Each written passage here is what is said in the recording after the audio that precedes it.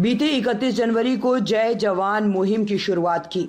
इस मुहिम के जरिए कांग्रेस ने केंद्र की भाजपा सरकार के खिलाफ अग्निपथ योजना को लेकर मोर्चा खोल दिया है। कांग्रेस ने केंद्र सरकार की इस योजना को सैनिकों के खिलाफ बताया है। इसको लेकर शिमला कांग्रेस प्रदेश सचिवालय में राष्ट्रीय कांग्रेस के प्रवक्ता अभय दुबे ने प्रेस वार्ता। इस दौरान प्रवक्ता अभय दुबे ने अग्निपथ योजना को लेकर केंद्र सरकार पर निशाना साधा। उन्होंने केंद्र पर सैनिकों की शहादत पर केवल वोट लेने का आरोप लगाया।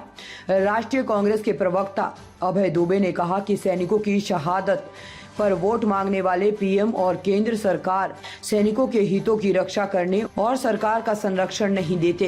इस दौरान उन्होंने अग्निपथ स्कीम को केंद्र सरकार का सेना के जवानों पर अन्याय करार दिया। उन्होंने कहा कि बीते 31 जनवरी 2024 को राहुल गांधी जय जवान की शुरुआत कर चुके हैं।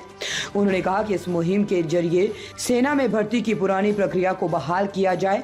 इसके अलावा अग्निपथ स्कीम के चलते साल 2019 से 22 के बीच भर्ती देने वाले 1.5 लाख युवाओं को पुनः रोजगार देना, जिन्हें अग्निपथ योजना थोपने के कारण नौकरी नहीं मिली। मंत्री किसको संभाल रहे हैं? आकंठ भीषणतम भ्रष्टाचार में डूबे हुए लोग जिन पर वो आरोप लगाते थे उनको संभाल रहे हैं। प्रधानमंत्री ने सबसे पहले किसको संभाला? जुलाई 2015 में जिसके खिलाफ असम जाकर प्रेस कॉन्फ्रेंस ली कि Hemant Biswa Sharma Louis Berger case का आरोपी, बुकलेट निकाली। अगस्त 2015 में भारतीय जनता पार्टी में ज्वाइन करा लिया और कहा दाग अच्छे हैं। फिर गए वेस्ट बंगाल, भाग मुकुल भाग, सीबीआई आ रही है। वहां प्रेस कॉन्फ्रेंस ली भारतीय जनता पार्टी ने, उसको शामिल करा दिया, दाग अच्छे हैं। शुभेंदु अधिकारी नेता प्रतिपक्ष बना दिया, जिस पर कहते थे शारदा नारदा के इसके अकाउंट में 20-20 लाख रुपए ट्रांसफर किए जा रहे हैं। फिर अजीत पवार, जिस पर प्रधानमंत्री जी 70,000 करोड़ रुपए का आरोप लगा रहे थे। वो 70,000 करोड़ रुपए का आरोप का महत्व नहीं था, वो महत्व इस बात का था कि अजीत दादा पवार गए क्यों? इसलिए गए कि 1 जुलाई 2021 को ईडी ने एक प्रेस रिलीज जारी किया कि अजीत पवार और सुनेत्रा पवार बैंक के स्कैम में शामिल हैं 826 करोड़ रुपए के, और उनकी 65 करोड़ की संपत्ति जब्त कर ली। तब अजीत दादा पवार को श्रद्धा जाग गई प्रधानमंत्री जी के प्रति। Hasan Mushrif 3 raid 4 raid ED ने की, महाराष्ट्र में मंत्री बना दिया। यह आरोप लगाया कि 40,000 किसानों का पैसा इसके बच्चों के खाते में ट्रांसफर कर दिया। अदिति तटकरे, अजीत पवार के साथ जो उनके पिताजी थे उस पर गंभीर आरोप लगाते थे, उनकी बिटिया को मंत्री बना दिया। प्रफुल्ल पटेल, दाऊद इब्राहिम का दायां हाथ, इकबाल मिर्ची का साथी, 4 फ्लोर उसकी जब्त किए बॉम्बे में। ऐसे ही नहीं आए प्रफुल्ल पटेल।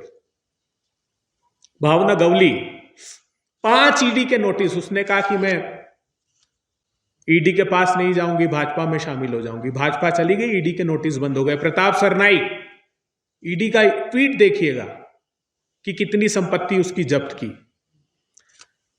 शामिल हो गया, क्लोजर फाइल हो गया उसका। छगन भुजबल, फाइल घूम गई ईडी की। साहब ये जो अभी नोटिस दे रही ईडी जा रही ना, हेमंत सोरेन और अरविंद केजरीवाल और सब जगह घूम रही है, वो ईडी इन सबके पाप पर पर्दा डाल चुकी है। तो ये प्रधानमंत्री जी ने सारे, ये नीतीश कुमार, हमने तो कहा नहीं था, उन्होंने कहा रद्दी माल हो गया नीतीश बाबू। सम्राट चौधरी भारतीय जनता पार्टी के प्रदेश अध्यक्ष ने कहा, तो रद्दी माल रद्दी की टोकरी में चला गया। देखिए, ये सत्ता के अतिथि कलाकार लोग हैं, इनको देश से कोई लेना देना नहीं है। भारतीय जनता पार्टी को देश से कोई सरोकार नहीं है। वो सत्ता की भूख मिटाने के लिए इस प्रकार के प्रजातंत्र का दमन करेंगे, कुचलेंगे। तो राहुल गांधी जी दृढ़ता से लड़ रहे हैं, और वो हम न्याय मिलने तक ये लड़ाई जारी रखेंगे। तो लंबी फहरिस्त है। अब मैं 2 घंटे तक वो लिस्ट सुना सकता हूं जो आकंठ पाप में डूबे हुए लोगों को इन्होंने शामिल किया है। ये इतना ही नहीं है, आखिरी बात कहता हूं, सिर्फ भ्रष्टाचारी नहीं है, आतंकवादी, बलात्कारी, जितने सारे चोरों की फहरिस्त है, सब पे दस्ते करम बारी बारी रखते हैं।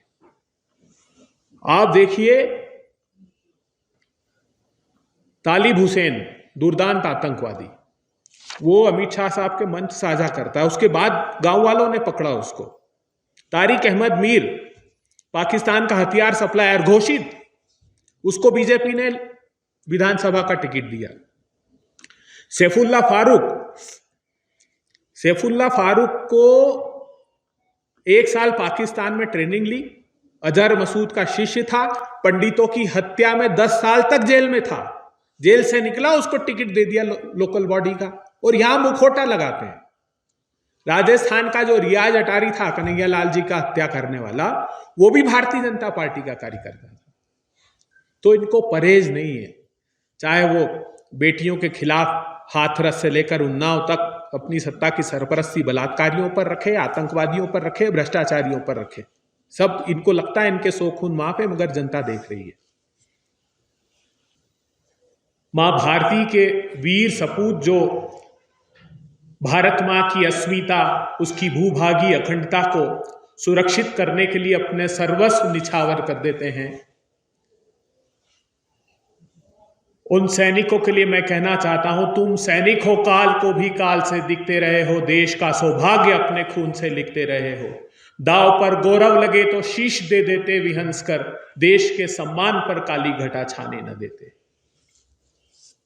मां भारती के लिए अपना सर्वस्व न्यौछावर करने वाले वीर सपूतों के